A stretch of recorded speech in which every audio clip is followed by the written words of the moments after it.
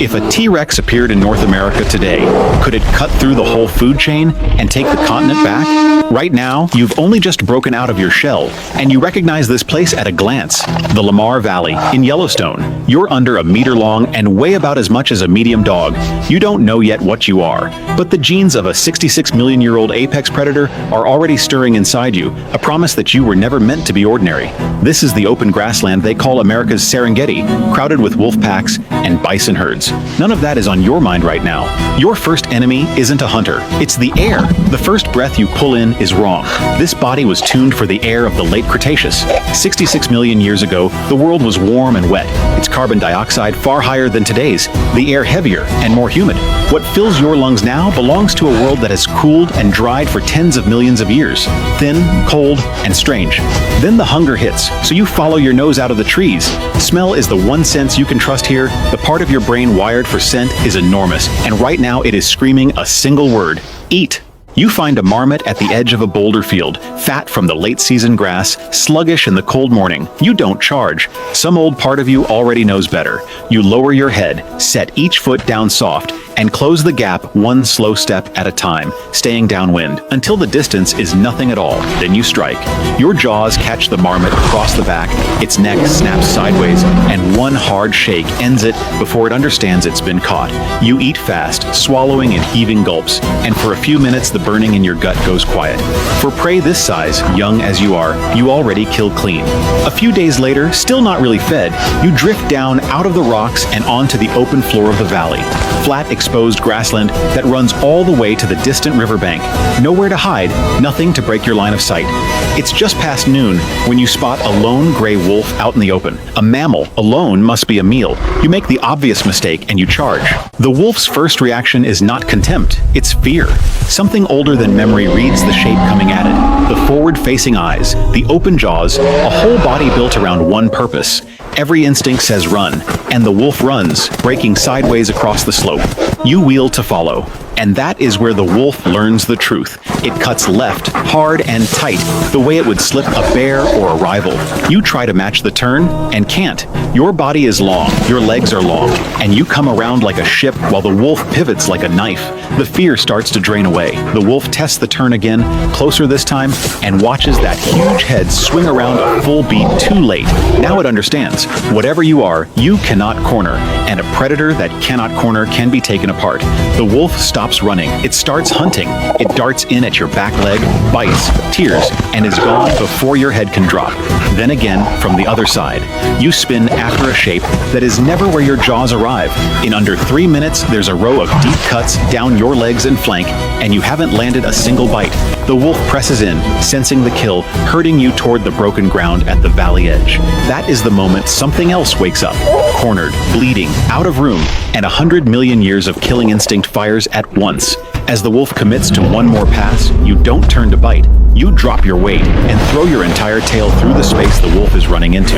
The heavy base of it catches the wolf across the ribs and slams it off its feet, rolling into the dirt. The wolf scrambles up, winded, one side gone stiff, and for the first time, it stops. It looks at you, bleeding and barely hatched, and does the math a wolf always does. How much food, at what cost? It decides this stranger costs too much. It backs off slow, eyes locked, then turns and trots away across the valley. You don't chase. You stand there shaking, cut to ribbons, but still on your feet. Lesson 1. In this world, the old name means nothing. You are in the ground every single day. Your cuts close over the next weeks, but the deeper problem doesn't. It isn't that you can't catch anything. It's that the only animals you can kill outright are small, and everything worth a real meal is big. Bison, elk, full-grown and dangerous. At this size you know, without being taught, not to close that distance yet, and the open ground sprinters you can't run down at all. A white-tailed deer goes from still to highway speed in 2 seconds and leaves you standing in the dust. So you stop throwing yourself at chases you can't win. You scavenge, you watch, and you do the one thing nothing else in this valley can match. You grow. Years pass, and the animal that comes back to the riverbank is a different one. You're 6 meters now, well over a ton, with a bite that has climbed from a hatchling's pinch to something near 15,000 newtons.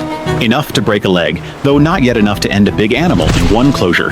You've watched this bank long enough to know the bison come down to the same shallow bend to drink, and one morning you get there first, low in the reeds, downwind, dead still. The bull that wanders in is 800 kilograms of muscle and bad temper. You break cover inside 5 meters, but the bison is already turning, already running, and instead of the throat, your jaws close on the back of a hind leg.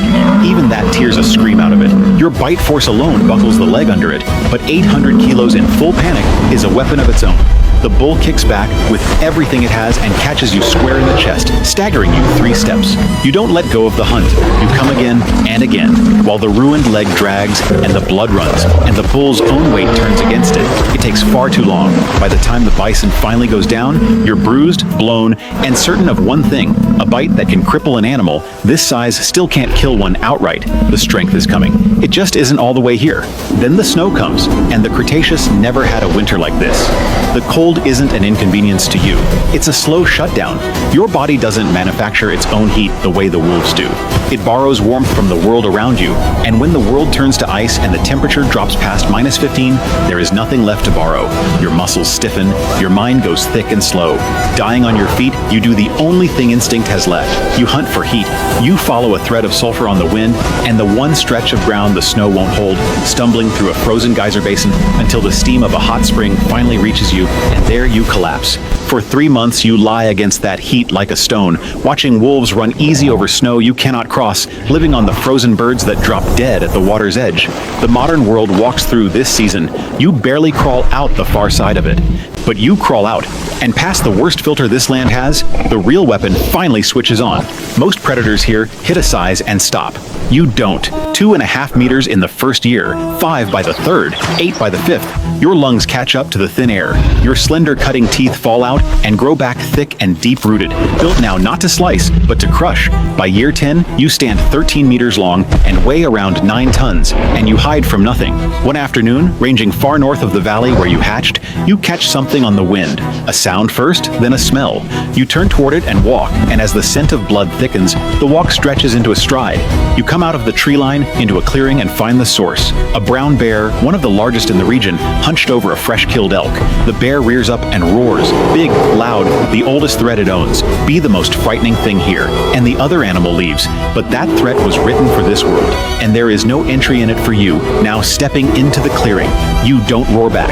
9 tons move forward faster than 9 tons should, and before the bear can finish its swing, your jaws close over its shoulders and neck. There is no contest, no second round. The bear's whole body shudders once, the light leaves its eyes slowly, and it dies without ever understanding what it had met. After that, you stop staying in the empty places. A thing this size can't.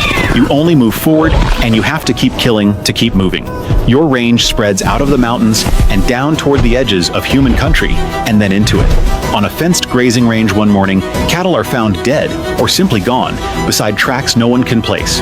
Ranchers out before first light feel the ground shift under their boots and can't say why. The reports start small and local, and then they stop being local.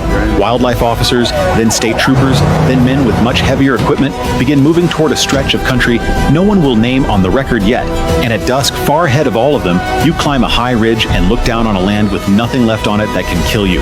You open the jaws that finally learn to break bone and send a roar out over a world that is only now beginning to remember what the Cretaceous felt like.